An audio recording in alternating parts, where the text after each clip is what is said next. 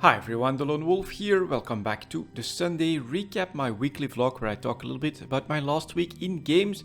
As always, we'll start with EVE Online. I've played, I would say around average EVE Online.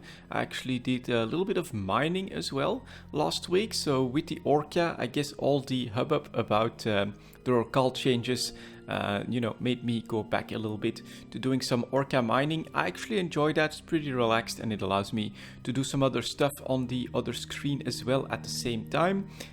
We also did a little dive in a wormhole, so that could be pretty interesting. More on that early next week. And of course I kept up with the Blueprint copy business. Sales not that great this week, I must say, except for a couple of days where I did get rid of like a dozen of them. The other days hardly anything moved, so some people must be undercutting me.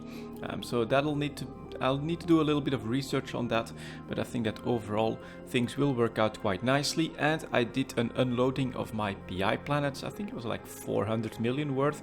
I did take my time between this unload and the previous one, but all of that I'm now trying to sell it locally in Dital to see if that market is actually growing or not.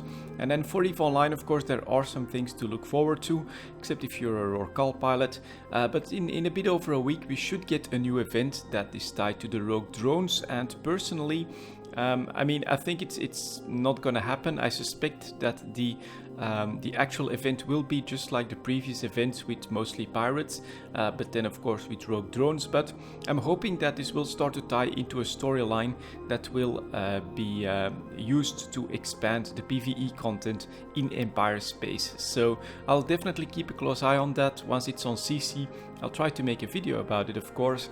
But yeah, hopefully we'll also see some storyline stuff, some lore stuff, and then of course the new PvE content that CCP is developing.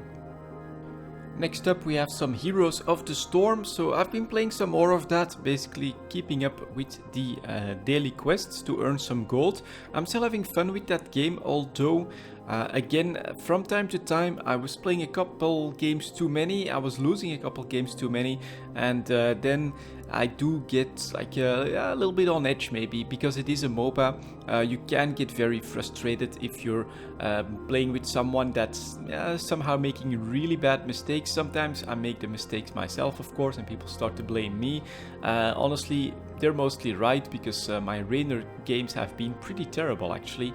I much prefer Zagara at the moment for some reason, but it's definitely a pretty cool game. And in the last few days, in like the second part of the week, I've been toning it down a little bit, and I've basically been focusing on allowing 3 quests to build up, and only then doing enough games for 1 quest, and then keeping up with everything. And then eventually, of course, you also finish the play 8 games quest, you finish the win 3 games quest, and then you get an extra day off for it to build back up. And that's a much more casual way. You still get a good amount of gold from that, and you don't get those streaks where you play 4 or 5 games in a row. You lose most of those and you end up a little bit frustrated.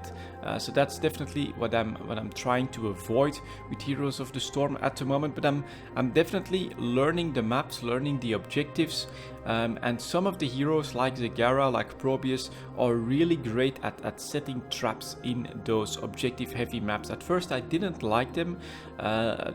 One of the maps is where you have to constantly escort the payloads. There is no way to burst through towards the cores. Those remain invulnerable. You have to focus on the objective. You have to go after those payloads, which can be quite chaotic and is definitely heavily focused on the team fights. And I've been learning those games, and with Probius you can set some really cool traps against the enemy on like the destination of their payloads. With Zagara you can stay out of it but then bombard everything.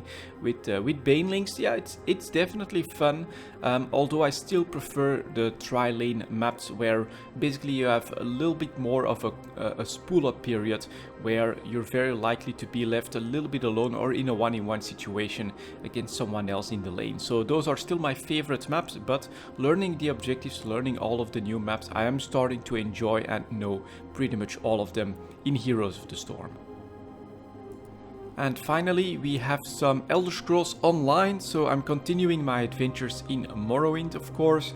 I'm actually having a decent amount of fun with that, but you have to keep playing, in my opinion, if you're playing casually, focused on the stories, just doing the quests and not worry too much about min-maxing your character, getting all your skills up, getting levels. All of that stuff is completely on the background for me because it feels pretty slow, I have to be honest, when it comes to the Elder Scrolls Online. So that does mean that you can enjoy this game for a very long time, just enjoying the stories, enjoying the quests. Unfortunately, I got through the main quest for Morrowind itself. It's pretty short.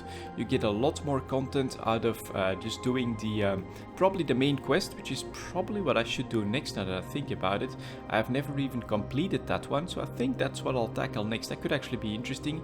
And of course, there is also those quests that I've done with the Khajiit, which are related to the different races in your alliance. Those are pretty cool as well, and that's absolutely a lot of content that's very smooth, that progresses through, and that just keeps on going, bringing you into different parts of the map, seeing different areas, doing different types of quests. That is really cool. And so for the main quest of Morrowind, I have to be honest, not that much content. It doesn't take that long to play through that, even if you only stick to playing the story, even if you listen to everything, it really doesn't take all that long. So compared to the base game, you'll get many more hours of fun and of story from that than what I've experienced so far in Morrowind. Now I'm going to continue exploring that a little bit as well, but then I do think I'll just jump into the real main story of the game, which I haven't gone through yet. But so far, the Elder Scrolls Online, I am enjoying it, but as I've said, I'm enjoying it as an Elder Scrolls game. I'm focusing only on the world around me and enjoying the quests and the stories that are told there. I'm not looking to PvP, not looking to min-max, not looking to up all of my possible jobs, stuff like enchanting, stuff like cooking and things like that. I'm leaving all of that to the wayside, just focusing on the story. And with the one-time real system, you can really do that. And hopefully I can keep this up. Otherwise, who knows, we'll maybe look for something else of interest to do. That's going to be it for this week, guys. Thank you very much for watching, and I'll see you all next time.